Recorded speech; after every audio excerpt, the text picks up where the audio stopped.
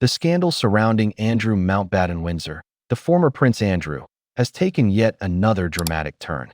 For years, this story has been defined by his toxic association with the convicted sex offender Jeffrey Epstein.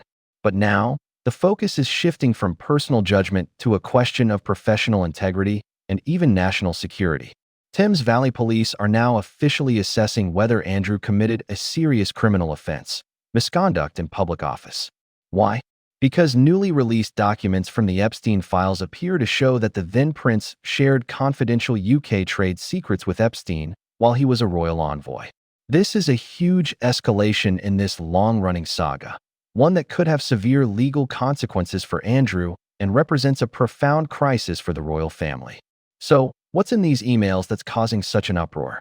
Pulled from millions of pages of documents, they suggest the relationship between Andrew and Epstein wasn't just a questionable friendship, but something that bled directly into Andrew's official job as the UK's special representative for international trade and investment, a role he held for a decade. The allegations are pretty damning. The emails suggest Andrew's relationship with Epstein continued long after the financier's 2008 conviction for soliciting a minor. Correspondence from 2010 appears to show Andrew forwarding his official itinerary for a trade mission across Southeast Asia, with stops in places like Hanoi and Singapore, directly to Jeffrey Epstein. But it goes further than just travel plans. Other emails appear to show Andrew passing along confidential reports from that same trade tour.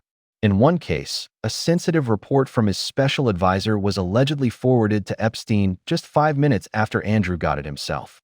Maybe most alarming of all, on Christmas Eve of 2010, Andrew allegedly sent Epstein a confidential brief on investment opportunities in the reconstruction of Helmand Province, Afghanistan.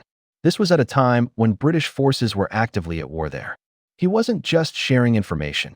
He was asking for Epstein's comments, views, or ideas on a matter of serious geopolitical and financial importance. The complaint that triggered this police assessment was filed by the anti-monarchy group Republic, which accuses Andrew of not just misconduct, but of breaking the UK's Official Secrets Act. If proven, it suggests a convicted sex offender was being treated as a trusted consultant on UK government business, raising huge questions about security and judgment. So what exactly is misconduct in public office? It's not a term you hear every day. It's a common law offense in the UK, which means it has been shaped by courts over centuries, not just written in one law. It's a notoriously tricky offense to pin down, but it has a few core elements. Essentially, it's when a public officer, acting in their official capacity, willfully neglects their duty or willfully misbehaves. And willfully is the key word here. This isn't about an honest mistake. The person has to be deliberately doing something they know is wrong, or at least be reckless about whether it's wrong or not. There has to be a clear link between the bad act and the abuse of the power that comes with their job. For Andrew, his role as a trade envoy gave him access to sensitive information, and the allegation is that he abused that access by sharing it with someone who had no business seeing it. The bar for this offense is extremely high. The behavior has to be so serious that it amounts to an abuse of the public's trust. It's a charge for situations that are an affront to the standing of the public office held. If found guilty, the consequences are severe.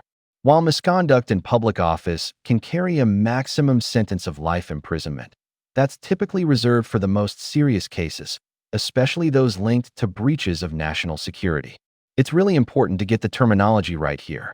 Thames Valley Police, the force covering Andrew's former Windsor home, has confirmed they are in an assessment phase. This is not a full-blown criminal investigation. Yet, in this stage, they evaluate the information to see if a crime is suspected and if a formal investigation is even necessary. Assistant Chief Constable Oliver Wright acknowledged the particular complexities of this kind of allegation, stressing that the assessment has to be done carefully and thoroughly. And while he said they are making progress as quickly as possible, there's no public timeline for a decision. The police aren't working alone either. They've already held discussions with specialist prosecutors from the Crown Prosecution Service, CPS. The director of public prosecutions confirmed the CPS is in close contact with the police. This early collaboration is a big deal, as it helps ensure that if a case moves forward, it's being built to meet the very high legal standards for a charge like this from the very beginning. For now, the police have said it would be inappropriate to discuss further specifics. The world is now waiting to see what they decide.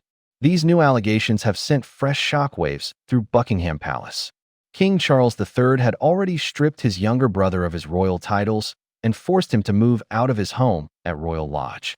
Andrew is now just Andrew Mountbatten-Windsor. In response to the police assessment, the palace took the unusual step of issuing a public statement. A spokesperson said King Charles has made clear his profound concern at the allegations against his brother. The palace also stated that it was ready to support any police investigation. This promise of cooperation is a clear attempt to draw a thick line between the monarchy as an institution and the alleged actions of one of its members. The Prince and Princess of Wales, William and Catherine, also broke their silence. A spokesperson for the couple stated they have been deeply concerned by the continued revelations and that their thoughts are with the victims of Jeffrey Epstein. By focusing on the victims and pledging to cooperate with police, the senior royals are trying to shield the crown from more reputational harm. But it's clear this crisis is a massive challenge that continues to overshadow the family's work. This story is developing fast, with major implications. To stay up to date with the latest on the police assessment and what it means for the royal family, make sure you subscribe and hit that notification bell. I also want to hear from you. What do you think the outcome of this police assessment will be? Drop your thoughts in the comments below. What we're seeing is a critical moment